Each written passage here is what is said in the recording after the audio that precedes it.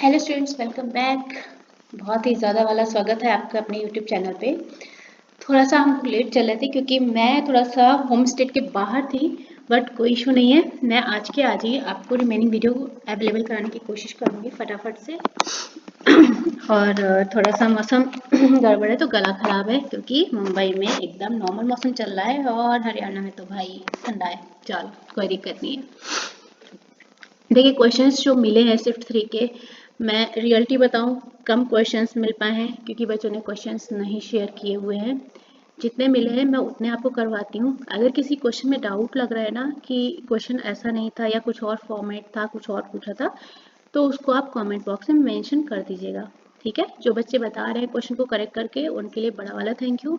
और जो नहीं बता रहे हैं तो प्लीज़, अगर आप नहीं बता रहे हैं तो उसको थोड़ा सा मिसलीड मत कीजिएगा। अगर आप एक्यूरेट बता रहे हैं ना, क्योंकि हो सकता है आप थोड़े कंफ्यूज हो या हो सकता है आप अगले बच्चे को कंफ्यूज कर दें।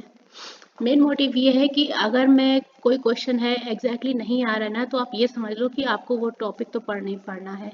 समझ रहे हो ना? चलो, अपने क्वेश्चंस पे डिस्कशन करेंगे। चलो, पृथ्वी 2 मिसाइल का परीक्षण कब किया गया था, ऐसा क्वेश्चन बच्चे ने बोला था। तो हमारा 10 जनवरी 2023। क्लियर? नेक्स्ट क्वेश्चन बोल रहा है बच्चा, लोकसभा एवं राज्यसभा की संयुक्त बैठक किसके द्वारा बुलाई जाती है? 365 डेज PYQ सीरीज में क्वेश्चन मैंने कितनी बार करवाया है, क्योंकि ये क्वेश्चन अलग अलग आपका आया है, CGL में भी आया है, MTS में भी आया है, अलग अलग तरह से आया है। क्लियर है ना? तो मैंने क्या बताया था, राष्ट्रपति के द्वारा हमारी संयुक्त बैठक बुलाई जाती है। बहुत ही अच्छे से बताया था, पूरा डिस्क्राइब करके बताया था।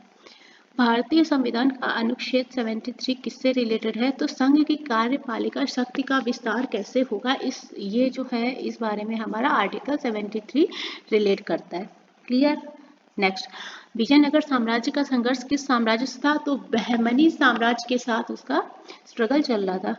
ब्रह्म समाज की स्थापना किसने की? तो किसके द्वारा हुई थी? राजा राम मोहन राय के द्वारा।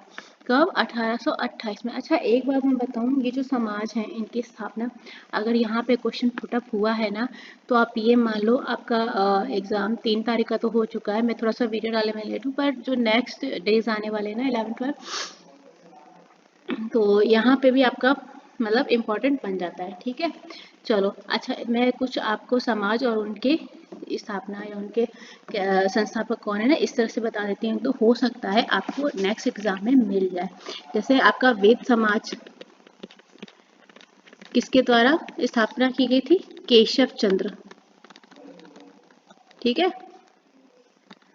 केशव चंद्र सेन के द्वारा।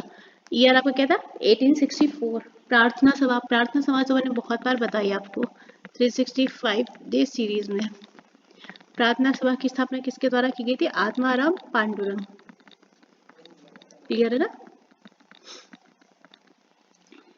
कब? 1867। नेक्स्ट, आर्य समाज की स्थापना, ये जो मेन है ना, मैं आपको वो बता दे रही हूँ, किसके द्वारा? दयानंद सरस्वती के द्वारा।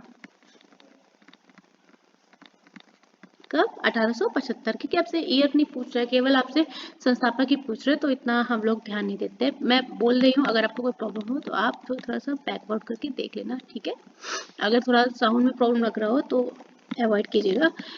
एशियाटिक सोसाइटी की स्थापना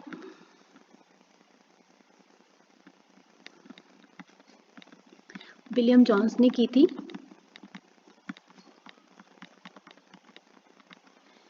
तत्वबोधिनी सभा,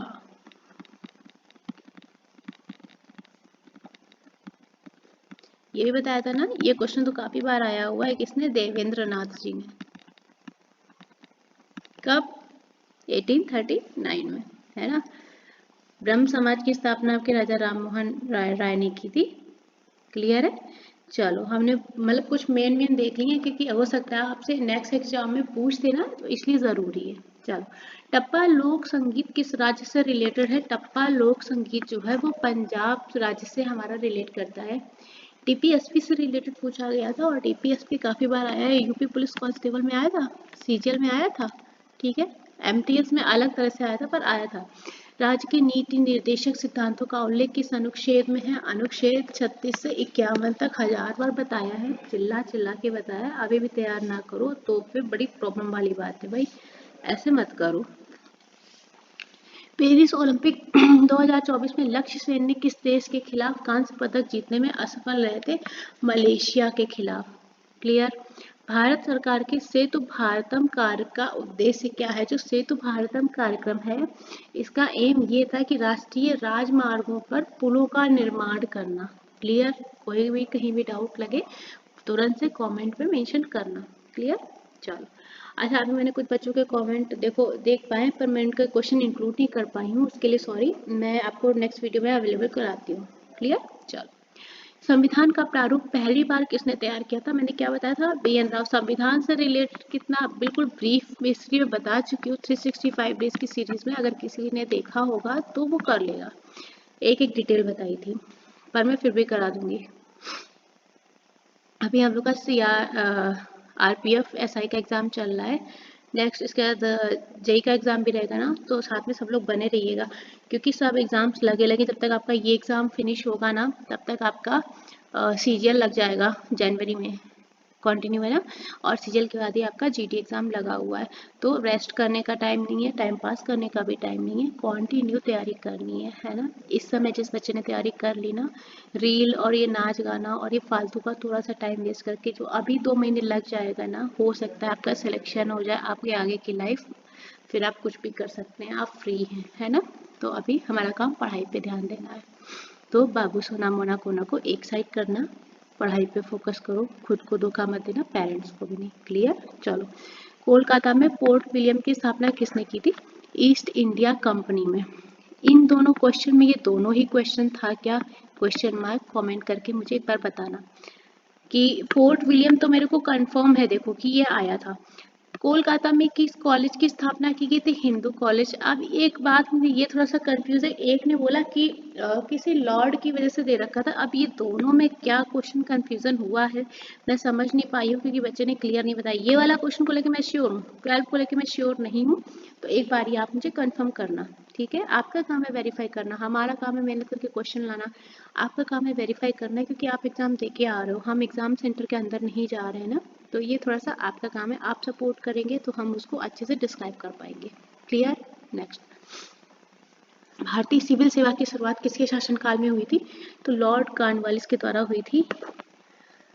2021 भारत की जनगणना आयुक्त कौन थे? डॉक्टर विवेक जोशी जी। 2021 की जनगणना, हम लोगों ने 2011 की जनगणना पढ़ी थी, बहुत क्वेश्चन बना था, लगभग हर शिफ्ट में हर एग्जाम में क्वेश्चन बना था। ये जनगणना कौन से नंबर की जनगणना थी बताना मुझे, और 2021 की जनगणना किस नंबर की जनगणना है ये आप मुझे बताएंगे, क्योंकि मैं तो बता चुकी हूँ, आप मुझे कमेंट करेंगे। आपको मैं सब एकदम दे दूंगी, कोई दिक्कत वाली बात नहीं, पर थोड़ा सा आप भी मेहनत करो। चलो, किसी देश की औसत आय की गणना कैसे की जाती है? देश की कुल आय को उसकी कुल जनसंख्या से विभाजित करने पर।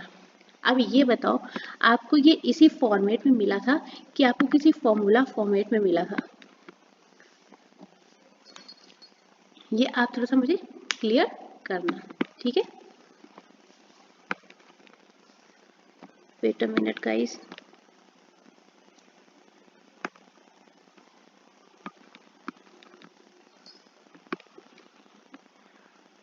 ओके, थोड़ा सा पेन में थोड़ा सा इशू हो गया है, ठीक है, तो थोड़ा सा एडजस्ट कीजिए, मैं हाथ से टाइपिंग करूंगी, तो अगर कहीं पे थोड़ा सा लैंग्वेज प्रॉब्लम लगे तो बताना।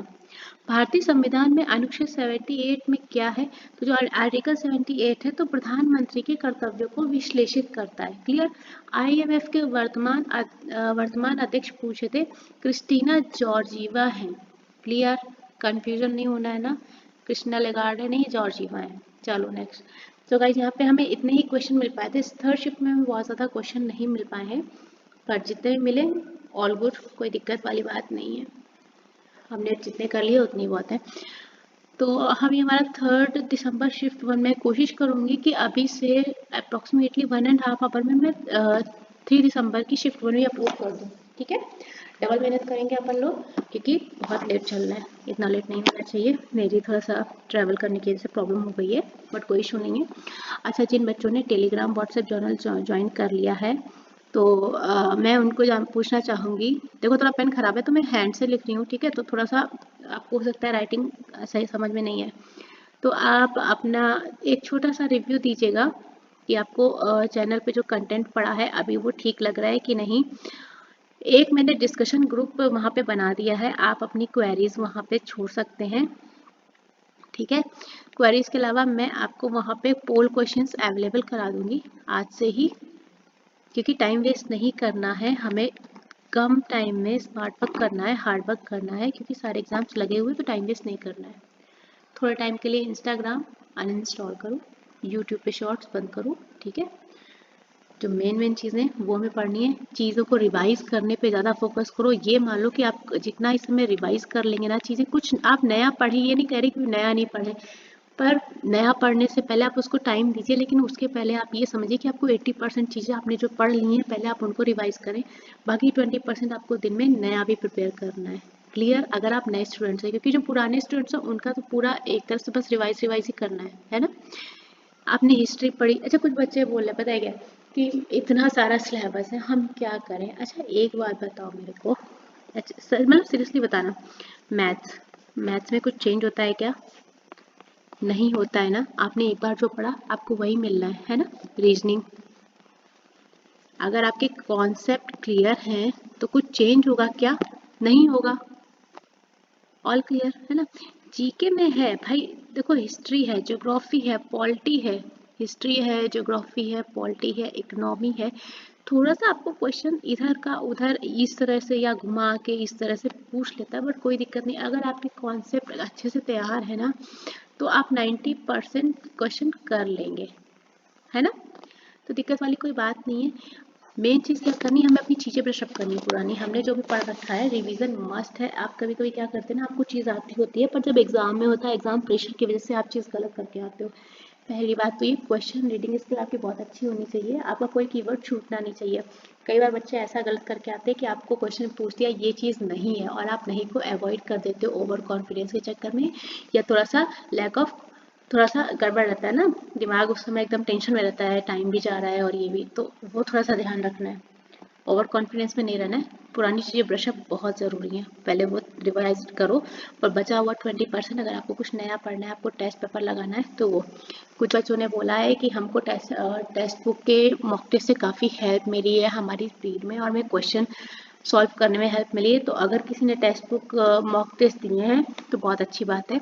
और जो बच्चे हैं जिन्होंने कुछ नहीं किया वो हड़बड़ाओ नहीं, आपने जितना प्रिपेयर किया है ना सबसे पहले आप वही रिवाइज करो, हड़बड़ाओ नहीं। आपके पास इतना टाइम नहीं कि आप कुछ नया एकदम पढ़ के आप एकदम टॉप मार लोगे, है ना। पर जितना हमने पढ़ा उतने पे पकड़ हमारी अच्छी होनी चाहिए, है ना। चलो, तो आज का सेशन यहाँ पे ख़त्म करते हैं। थोड़ा सा हमारे पेन में प्रॉब्लम हो गई है, मैं इसको अभी देखती हूँ। तो इसका शिफ्ट 1 मैं थोड़ी देर में अपलोड कर दूँगी, ठीक है। देखते हैं कैसे पॉसिबल हो पाएगा तो मैं कर दूँगी। तब तक के लिए आप लोग साथ में बने रहिए। और जिन बच्चों ने चैनल सब्सक्राइब करें, यहाँ पे मैं बता दूँ पोल क्वेश्चंस के लिए आप इंटरेस्टेड हैं या नहीं है। इसके अलावा लाइव क्लास शाम को कर लेंगे। ये सेशन खत्म हो जाए हमारा जरा आरपीएफ की शिफ्ट, इसके बाद हम लोग लाइव क्लास शुरू करेंगे एनटीपीसी और जीडी के लिए, क्योंकि जीडी हमारा मेन टारगेट है। सीजीएल टियर 2 भी आ रहा है ना, सारे एग्जाम्स लगे हुए हैं। चलिए फिर मिलते हैं, बने रहिए साथ में।